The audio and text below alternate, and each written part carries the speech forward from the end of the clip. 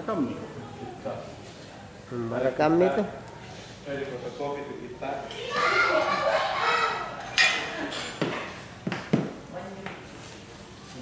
Rekam ya? Iya.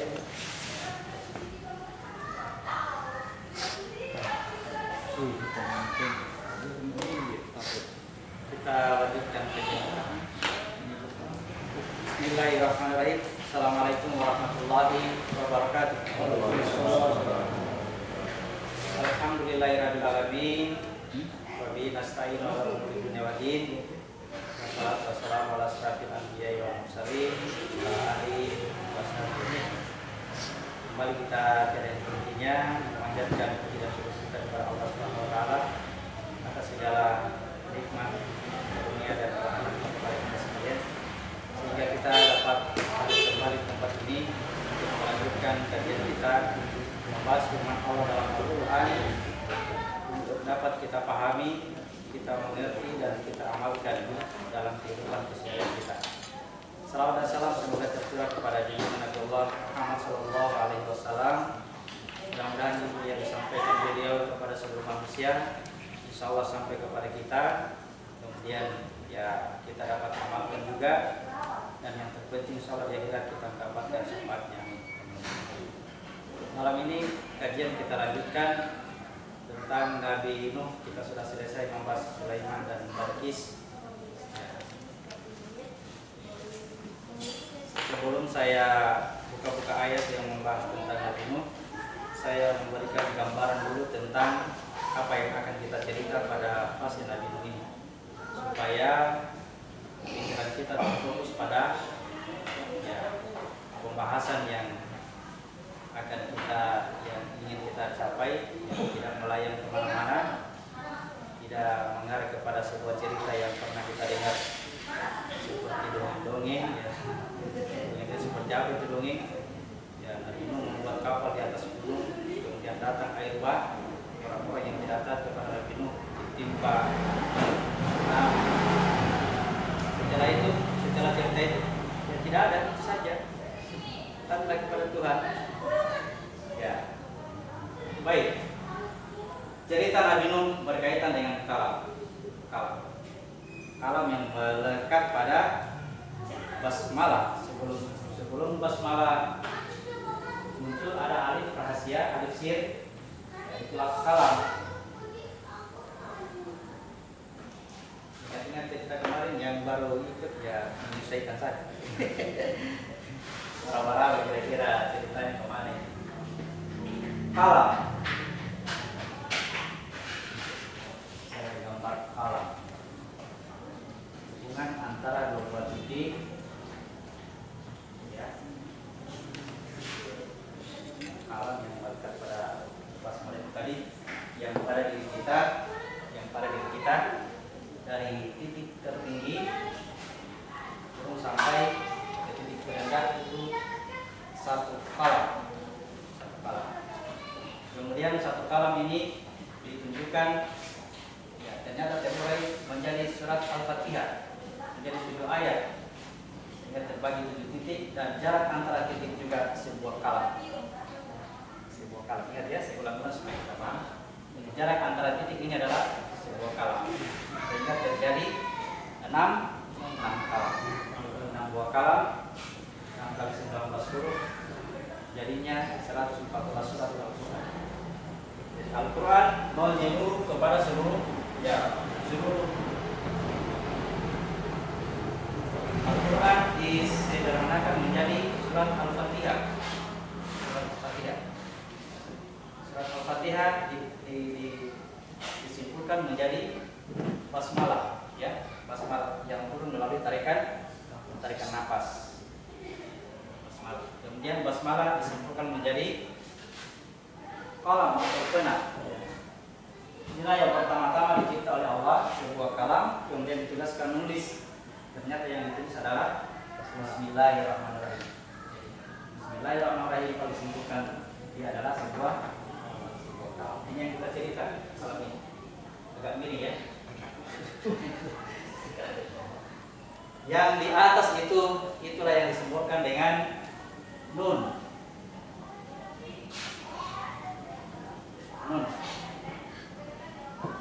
adalah kapalnya Nabi Nuh.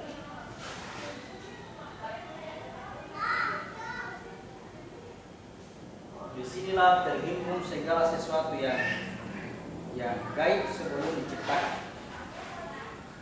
Sebelum tercipta ada dulu di situ di atas kapal. Karena dia bentuknya gaib, tidak terikat oleh ruang dan waktu, sehingga keberadaannya adalah satu, menyatu semua, tidak ada yang terpisah-pisah. Semua menyatu di atas kapal. Kemudian akibat kalam diperintahkan menulis, maka apa yang tertulis di atas ini dinyatakan oleh kalam ini. Dibahasakan kapalnya ditumpah. Ya, kapalnya ditumpah. Non terbalik.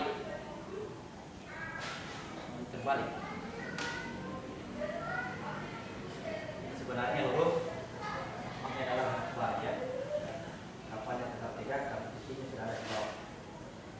Huruf ba.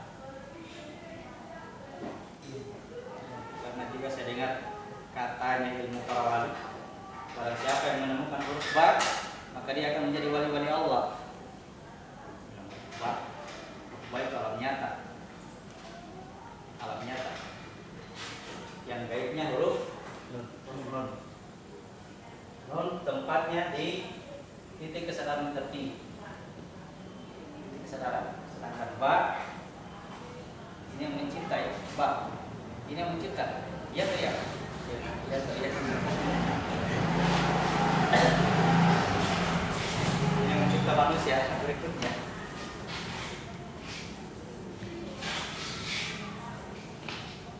Kapalnya Nabi Nuh. Hal ini dikiaskan melalui cerita Yunus yang dilempar, ya, yang dibuang dari atas kapal, kemudian dibuang sampai diterangkan dari bawah sampai ke dasar laut. Cerita melalui kisah Yunus. Nabi Yunus. Jadi dari atas ke bawah dirasakan jalan ikan. Jadi ikan mengantar turun sampai ke dasar laut. Ikan mengantar sampai ke dasar laut dari atas. Kemudian ya ada batu di sini. Ada batu ya. Jadi dibuang dari perahu, dari kapal. Kemudian telan ikan menelan mulai dari sini. Dari posisi menelan. Telan ikan kemudian dibawa sampai ke dasar. Kemudian ikan ini melempar Yunus ke tanah tandus. Tunggu buah labu. Ya, Cina. Buah labu. Sebentar kita bahas ya. Kembali ke kapal Nabi Nuh. Ini yang disebut dengan Lauhul Mahfuz. Lauhul Mahfuz. Semua yang Allah akan ciptakan di alam nyata ini sebelumnya tertulis dulu di sana, di Lauhul Mahfuz.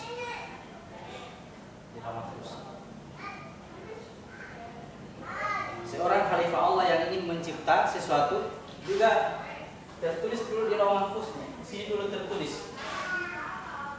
Ya. Kalau dia ingin membuat sesuatu di sini dulu. Bagaimana mau bikin rumah, dia bayang rumahnya. Lalu apa yang ada dalam bayangan pikirannya ini dia gambar dia tuangkan dalam sebuah gambar. Lalu dia serahkan kepada tukang kayu atau tukang bangunan, kontraktor, baru bekerja. Jadi, apa yang ingin diciptakan tertulis dulu di Lauhul Mahfuznya secara mikro. Kalau ini makronya Allah yang punya. Alam gaib yang kita tidak membayangkan ya, tidak bisa terbayangkan. Kemudian setelah dari atas ini awalnya adalah satu.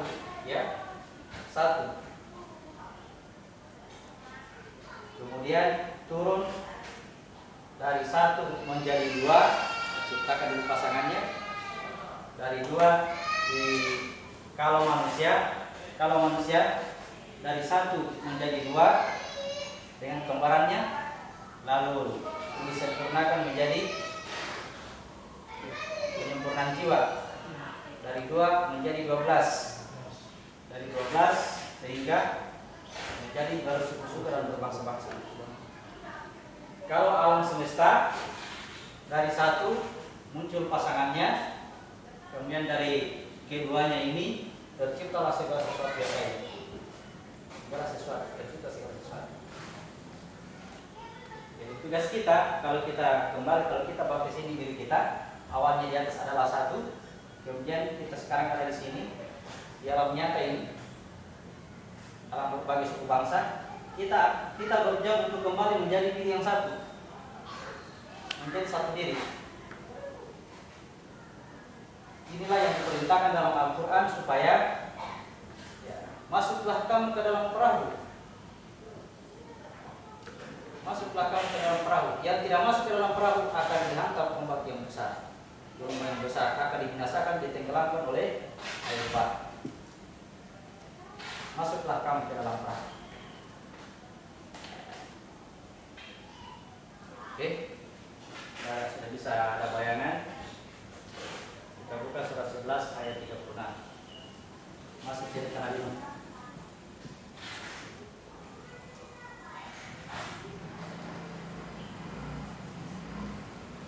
Dan diwahyukan kepada Nuh, ketahuilah, tidak akan beriman di antara kaummu kecuali orang yang benar-benar beriman. Karena itu janganlah engkau bersedih hati tentang apa yang mereka perbuat. Disampaikan kepada Nabi Nuh, tidak usah kamu bersedih hati. Karena apa? Karena yang akan mengikuti kamu itu hanya orang-orang yang betul-betul beriman, bukan beriman setengah-setengah, beriman betul.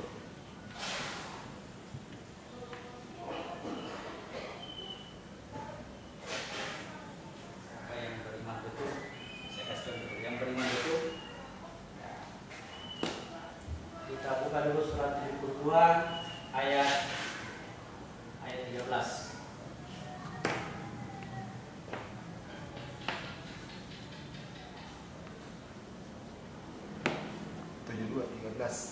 Dan sesungguhnya ketika kami jin mendengar petunjuk Al-Quran, kami beriman kepadanya. Maka barang siapa beriman kepada Tuhan, maka tidak perlu ia takut rugi atau berdosa. Orang yang beriman kepada Tuhan tidak perlu takut berkurang pahala, tidak perlu takut bertambah dosa. Seorang yang betul-betul beriman tidak lagi berhitung-hitung pahala atau dosa. Karena pahala atau dosa alamnya syariat, alamnya Musa. Orang yang beriman tidak lagi seperti itu dia. Dibahasakan ya, kalau orang-orang sufi katakan, jika aku beribadah hanya karena takut kepada nerakamu, maka masukkanlah aku ke dalam nerakamu. Yang sudah pernah punya kata-kata ini. Jika aku beribadah karena mengharap surgamu, maka jauhkanlah aku dari surgamu. Terus tanya kenapa? Karena saya beribadah hanya karena mengharapkan ridha Allah. Jadi yang bisa mengikuti Nabi Nuh hanya yang betul-betul beriman. Yang bisa naik di atas kapal Nabi Nuh hanya yang betul-betul beriman. Selebihnya susah untuk naik.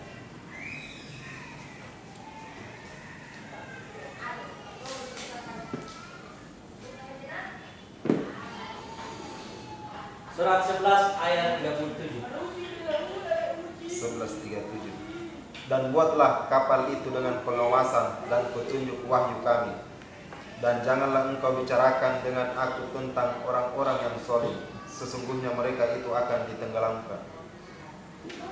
Buatlah kapal itu dengan pengawasan dan petunjuk wahyu. Tidak usah takut diejek. Biarkan orang tertawa melihat kita. Melihat kita membuat kapal. Bagaimana caranya buat kapal? Apa itu kapal? Kapal itu wadah untuk tempat aku. Saya hapus tadi. Sini. Aku keluar dari sini. Masih ada bayangannya? Tidak. aku di alam nyata, ya. Ini perpindahan dari alam nyata ke alam jiwa, ya. Pemindahan singgasana Balqis, ya. Pemindahan singgasana Balqis. Ketika Balqis sudah tinggalkan istananya menuju wilayah Sulaiman, istana Sulaiman, Sulaiman memerintahkan para pembesarnya untuk pindahkan singgasana itu, pindahkan singgasana ke sini. Karena apa? Karena Balqis dalam perjalanan. Seandainya Balqis tidak dipindahkan singgasananya, maka dia pasti akan balik lagi ke sana. Apa singgasana Balqis? Wadahnya. Ini ke alam jiwa. Ini yang kita cerita di alamnya rahasia, ya, di alam yang paling tinggi. Bagaimana caranya ini dibuat? Bagaimana caranya dibuat ini singgasana? Selalu lihat ya, bayar zakat, bayar zakat atau jalankan tugas khalifah. Jadilah orang yang bermanfaat bagi orang lain. Sebaik-baik di antara kamu adalah yang paling berguna bagi orang lain. Itu zakatmu, itu hartamu yang terkirim ke sana, itu wadahmu. Kalau kita berikan terus dan kita mencapai keikhlasan yang paling tinggi, sebenarnya kita sudah membuat kapal.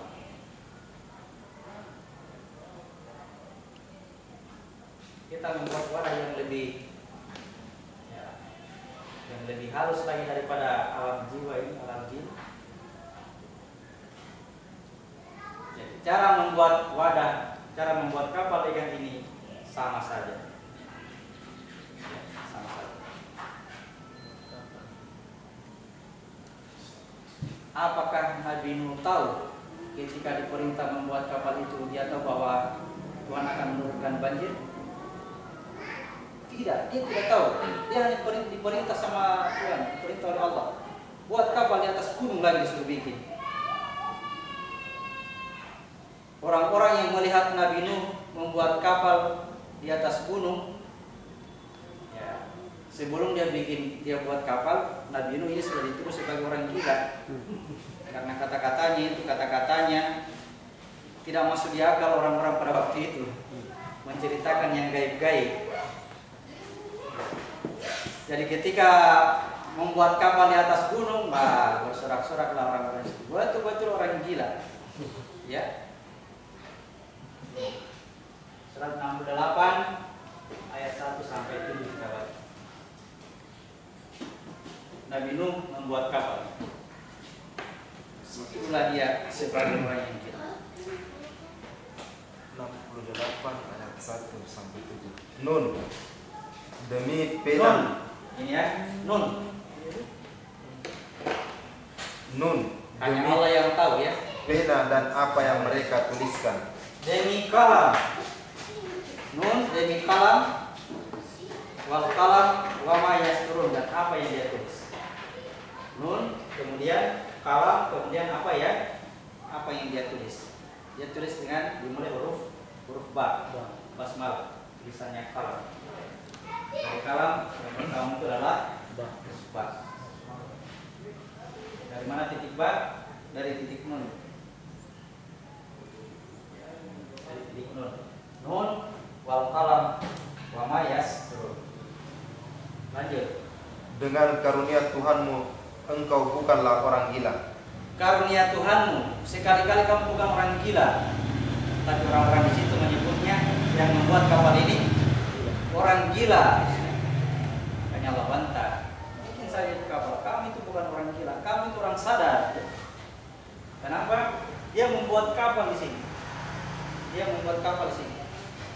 Menambah kecerdasannya, meningkatkan kesadarannya, meningkatkan kesadarannya. Bukan semakin dia tidak sadar, ya. Semakin beragama semakin tidak sadar. Masuk ke dalam praktik agama, praktik ketidaksadaran. Dibahasakan dengan fana. Kalau ditanya, siapa namamu? Bukan lagi Ramli disebut. Saya Abdul Qadir Jilani. Tidak sadar nih. ini orang tersebut. Dia harus sadar, ya, kamu bukan orang gila. Terus lanjut. Dan sesungguhnya engkau pasti mendapat pahala yang besar yang tiada putus-putusnya. Kenapa disebut pahala yang tiada putus-putusnya? Pahala apa ini? Pahala jihad. Pahala jihad ada berapa yang saya sebut kemarin? Pahala jihad 3. Ada 3. 1, mendidik anak supaya menjadi anak yang soleh adalah jihad yang sebenarnya. Yang kedua, menuntut ilmu supaya bisa diajarkan kepada orang lain, jihad yang benar. Yang ketiga, mencari harta yang sebanyak-banyaknya, bekerja keras. Supaya apa? Supaya dibagi-bagi ke orang yang tidak mampu, jihad yang besar. Jangan pergi bunuh orang. Yang diperintahkan untuk dibunuh adalah orang kafir yang ada dalam diri kita sendiri. Karena kalau ada orang kafirnya, yang 3 tadi itu tidak berguna. Kalau kita mendidik anak, kemudian dalam hati kita berpikir, ini anak, capek saya kasih sekolah, saya kasih makan kok, saya tanggung kok, setelah besar tidak memperhatikan, kafir. Itu yang harus dibunuh. Ketika dia bekerja mencari nafkah, capek saya kerja, tidak ada yang perhatikan kak, kafir. Tidak lagi hasilnya. Ketika menuntut ilmu, tinggi sekali ilmu, tidak ada yang bilangnya saya ustaz. Barangnya tinggi orang-orang, saya kiai ini loh, kiai. Kafir. Gara-gara kekafiran itu menjadikan yang 3 tadi tidak bernilai jihad. Bukan yang pertama bunuh orang kafir, tapi bukan orang-orang di sana, mana kita tahu. Kita lanjut dulu. Ayat 4. Dan sesungguhnya engkau benar-benar berbudi pekerti yang luhur. Muncul akhlakul karimah. Kalau sudah berhasil naik di atas kapal, akhlakul karimah itu lahir dengan sendirinya, bukan dibuat-buat. Dibahasakan berbudi pekerti yang luhur. Baik sekali keluarnya, ya. Aplikasi keluarnya itu spontan. Baik, bukan niatkan saya mau baik, bukan. Untung aslinya keluar yang baik. Lahir dari akal, dari kecerdasan. Ayat 5. Maka kelak engkau akan melihat, dan mereka orang-orang kafir pun akan melihat, siapa di antara kami yang gila. Ayat 7. Sungguh Tuhanmu dialah yang paling mengetahui siapa yang sesat dari jalannya, dan dialah yang paling mengetahui siapa yang paling tahu siapa yang sesat, siapa yang tidak, ya. Jangan selalu menghakimi orang. Sesat, Tuhan apa itu kak? Tuhan yang tahu siapa yang sesat, siapa yang tidak. Siapa yang kafir, siapa yang tidak, hanya Tuhan yang tahu. Tugas kita periksa kekafiran masing-masing, periksa kekafiranmu. Jangan sibuk memeriksa kekafirannya orang. Orang itu kafir, dia masuk neraka, urusan apa dengan kita? Dia masuk neraka, tidak hubungannya dengan saya. Tapi kalau saya masuk neraka, habis saya.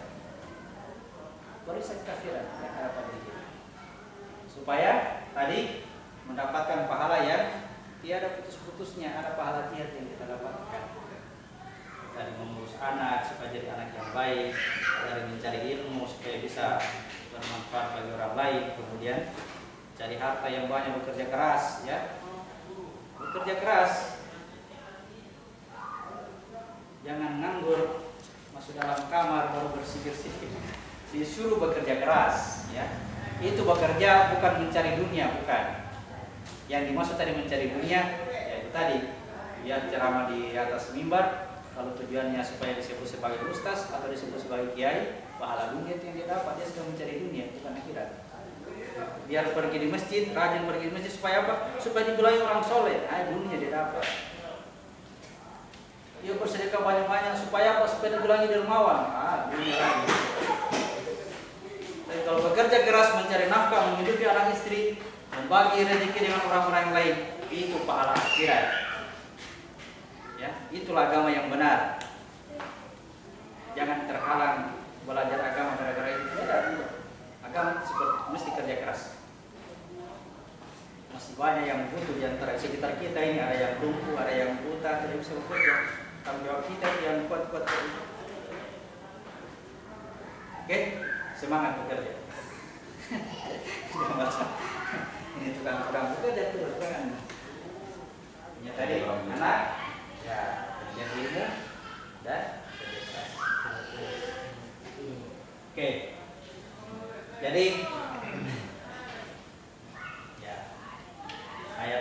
7 tadi, buatlah kapal itu dengan pengawasan perintah dan wahyu kami. Ya. Tanpa kita tahu. Seandainya kita mengerti ini, kita mengerti bahwa ada tujuan Allah diperintahkan bagi kita untuk membuat kapal. Dan kita mengerti, niscaya kita tidak akan malas-malas untuk berpraktik, beraplikasi. Ya.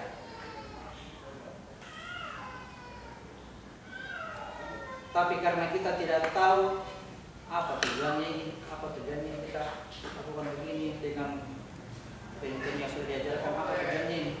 Besok begitu lagi, ujung-ujungnya mulai malas, dan tidak ada hasilnya, tidak ada. Padahal kata Allah, buat kapal sebentar itu, ya. Sebentar akan ada banjir atau apa itu urusannya Allah. Kalau kita melakukan ini kadang-kadang mau sekali dapat imbalannya sekarang, mau sekali dapat sekarang, mau dibuktikan sekarang dengan cara masuk ke dalam kapal ini, dengan cara masuk ke dalam kapal. Bagaimana cara masuk ke dalam kapal? Ya, bagaimana caranya tindakan singgasana Balkis? Sebelum matamu, ketika mata sudah tertutup, dia sudah masuk ke sana. Ketika mata sudah tertutup, konsentrasi di sini. Itu namanya masuk ke dalam kapal.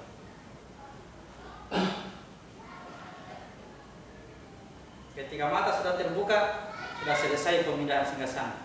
Sudah selesai pemindahan singgasana Balkis. Mana singgasananya mana? Saya tidak lihat. Ya kita di alam nyata ini kejadiannya di alam gaib. Kata Allah, ketika matamu sudah berkedip, singgasana sudah pindah. Percaya atau tidak, terserah kita beriman sama ayatnya Allah. Kalau kita nanti ada buktinya, kalau mau lihat bukti ya pakai caranya ifrit. Pakai caranya ifrit. Sebelum kamu beranjak dari tempat dudukmu, singgasana Balkis sudah ada.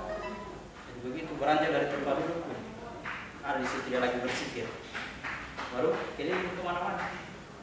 Ini malu yang mengharapkan dunia, menjual keselamatan akhiratnya dengan dunia. Ingin dibilang sebagai orang yang dunia. Kalau ini ya kita kerja, ada ciri-ciri bahwa kita mendapatkan sesuatu. Kalaupun ada sesuatu saya katakan hilangkan, jangan terpengaruh dengan sesuatu kegaiban, sesuatu yang mistik, dengan yang aneh-aneh, hilangkan dulu. Jangan langsung diterima. Kalau dalam cerita Maryam, ketika Maryam didatangi oleh Jibril, apa yang dilakukan oleh Maryam? Pergi kau dari sini. Kalau lihat Eden, datangi malaikat Jibril, proklamasi lah. Saya kedatangan malaikat Jibril. Karena tidak ada petunjuk yang menyertai dia. Seandainya dia baca petunjuk, tidak begitu kejadiannya. Harus diusir dulu. Oke. Saya tadi ayat 37 kita baca ulang. Ada yang belum dijelaskan? 11:37. Dan buatlah kapal itu dengan pengawasan dan wahyu petunjuk kami, dan petunjuk wahyu kami. Dan janganlah engkau bicarakan dengan aku tentang orang-orang yang zalim. Sesungguhnya mereka itu akan ditenggelamkan. Jangan kau bicarakan dengan aku tentang orang-orang yang zalim. Artinya apa? Ketika kita masuk ke sana, tidak ada cerita orang zalim di sini. Berarti kalau kita masuk ke sana, kezaliman sudah hilang. Ketika kita ada di sini, kondisi kita adalah zalim dan bodoh. Ketika kita naik ke atas, kezaliman tidak ada. Jangan ceritakan dengan aku tentang orang zalim. Tidak ada kezalimannya kalau naik ke atas. Kezaliman itu gelap tanpa cahaya. Oke. Ayat 38. 11:38. Dan mulailah Nuh membuat kapal. Setiap kali pemimpin kaumnya berjalan melewatinya, mereka mengejeknya. Nuh berkata, "Jika kamu mengejek kami, maka kami pun akan mengejekmu sebagaimana kamu mengejek kami." Ya, terjadilah ejek-ejekan. Kalau kamu mengejek saya, maka saya akan mengejek kamu sebagaimana kamu mengejek saya. Ejek-ejekan. Sebenarnya dia mengejek dirinya sendiri. Dia hanya terpantul, lari ke sini. Apa itu nak bikin begitu? Mungkin balik, duduk menungging. Lihat kita bernyanyi-nyanyi, bagus ini. Ibadah yang bernyanyi-nyanyi. Apa itu? Jungkir-jungkir begitu. Apa maksudnya begini? Apa maksudnya? Apa lagi bilang nungging? Masih ibadahnya orang Islam nungging-nungging. Peristiwa nungging, sujud adalah masuk ke titik ini. Masukilah ke gerbangnya dengan cara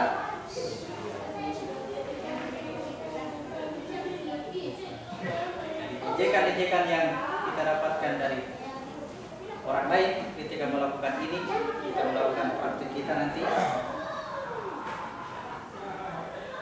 selalu itu kembali kepada diri sendiri. Baik, ayat 39. Maka kelak kamu akan mengetahui siapa yang akan ditimpa azab yang menghinakan dan siapa yang akan ditimpa azab yang kekal. Kalau sudah naik ke atas, kita akan tahu siapa yang terkena azab nanti. Siapa yang terkena azab? Siapa yang akan hancur? Siapa yang akan binasa di sini? Ketika kita sudah naik ke atas. Ternyata yang terkena azab, yang akan binasa bukan orang lain. Bukan orang lain.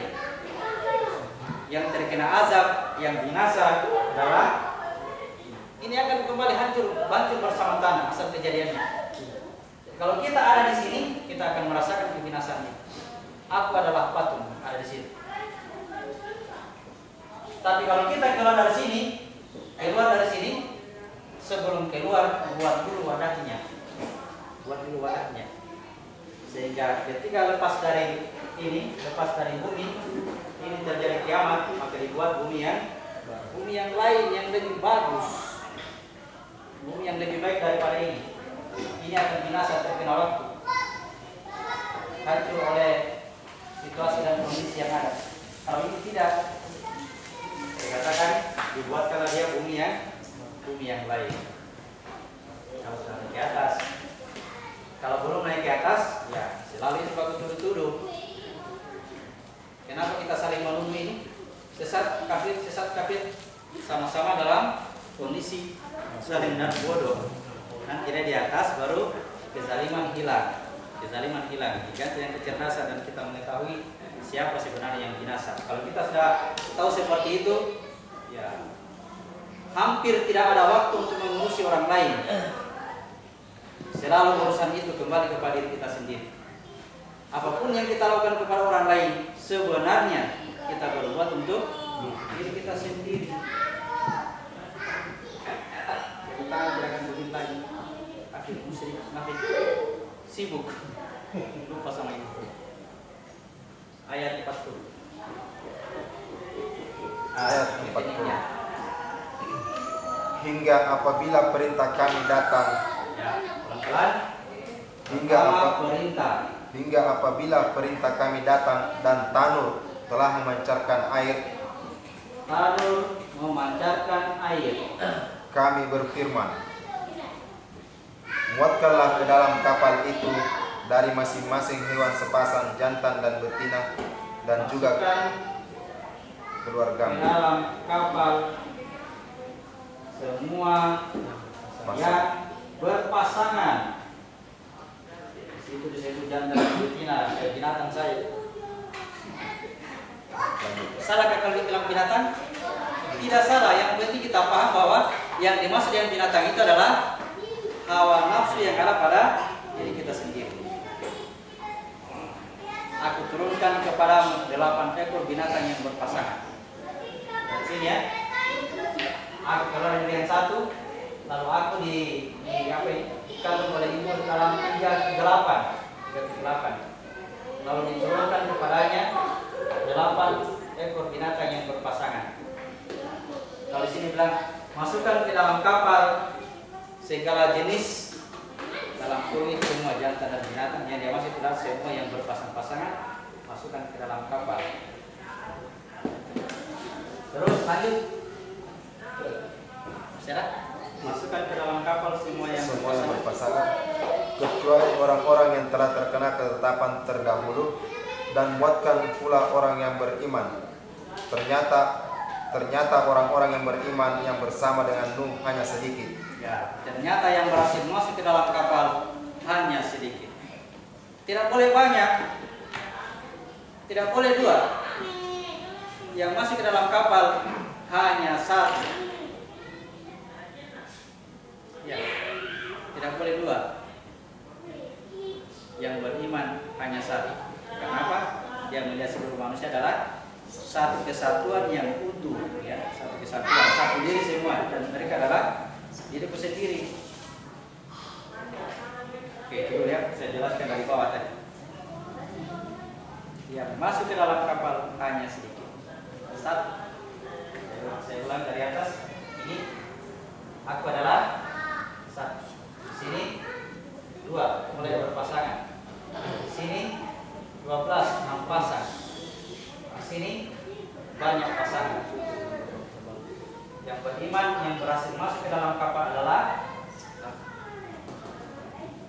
yang bisa naik ke sini, yang bisa naik ke sini hanya aku.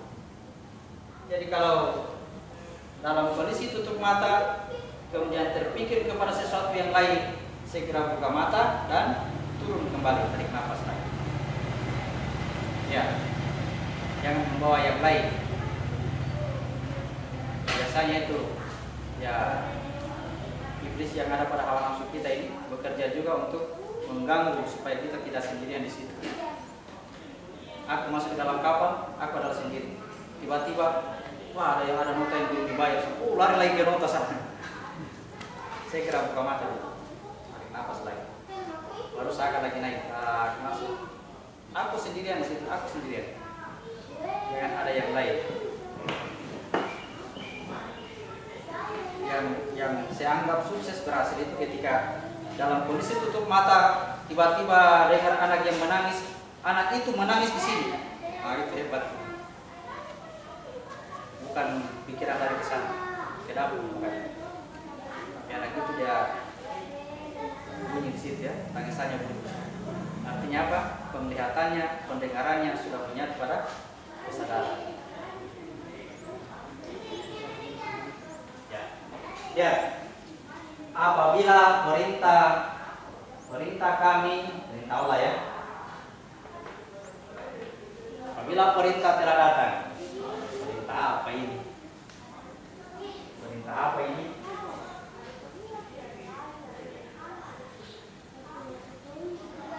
Nanti sudah ada perintah, kemudian ini syarat pertama perintah dulu. Syarat yang kedua, tanur memancarkan air. Kalau syaratnya sudah terpenuhi, baru bisa masukkan semua yang berpasang-pasangan, masukkan ke dalam kapal. Saya mulai dulu dari tanur. Tanur diceritakan oleh para ahli tafsir. Tanur itu tanah yang dilubangi, yang biasa digunakan, yang di dalamnya ada batu-batu yang panas yang digunakan untuk membakar roti. Kemungkinan untuk bisa muncul air di situ mustahil, ya, mustahil muncul air di situ.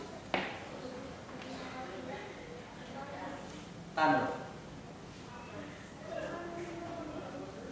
tempat membakar roti. Di situ hanya ada api, bara api. Kalau bara api, kalau tanur yang tadinya penuh dengan bara api, tiba-tiba di situ keluar air, disitulah perintah muncul, masukkan ke dalam kapal semua yang bermasalah.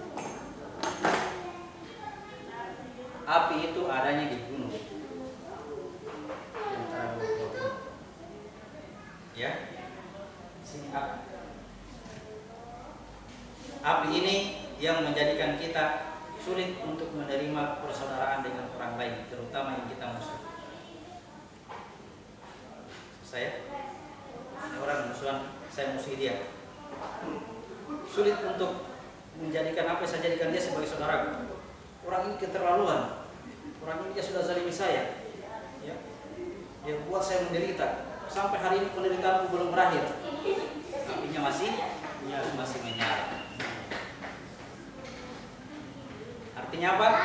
Kalau api ini masih menyala, alamat dia tidak bisa naik ke atas kapal. Tapi kalau apinya padam, tiba-tiba yang muncul rasa sayang dengan orang-orang yang selama ini menzaliminya, orang yang selama ini menindasnya. Tiba-tiba dia melihat sebagai saudaranya, berarti apinya sudah berganti dengan air. Muncullah air di situ. Itulah tanda.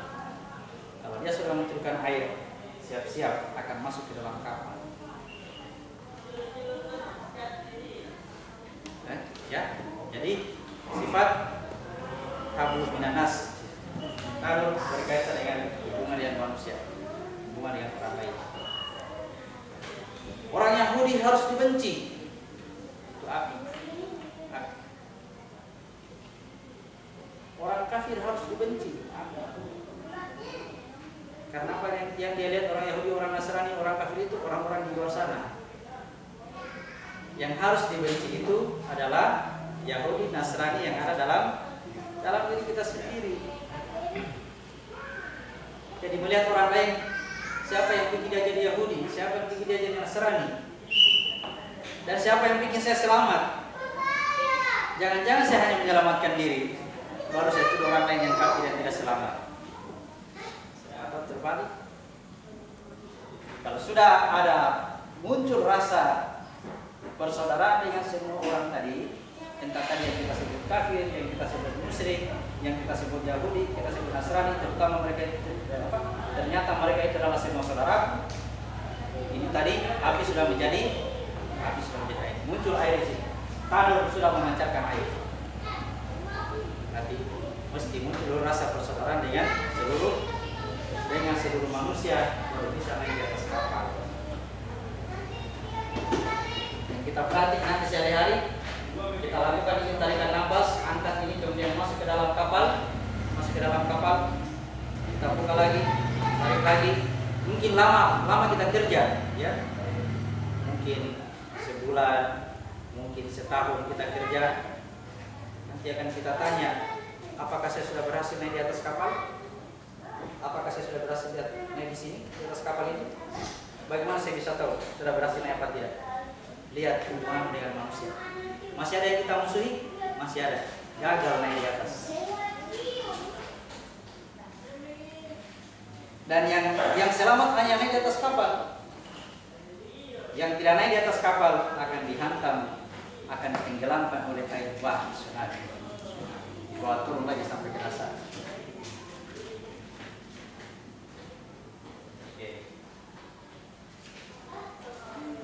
Oke, tanur, kemudian ini.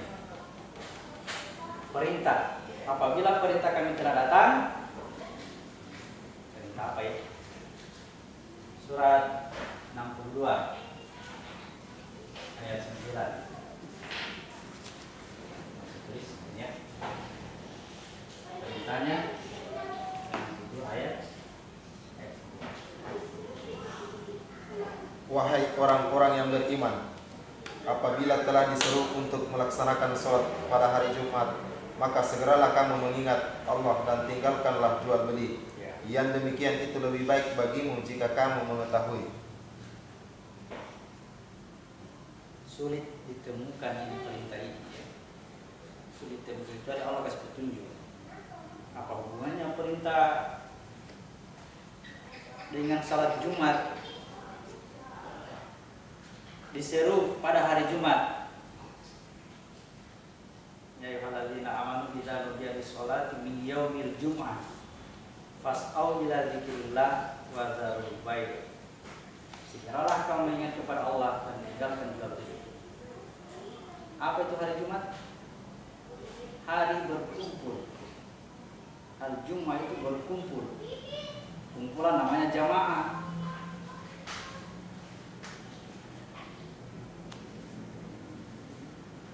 Apa maksudnya berkumpul? Tidak ada yang terpisah, semua disatukan. Semua disatukan.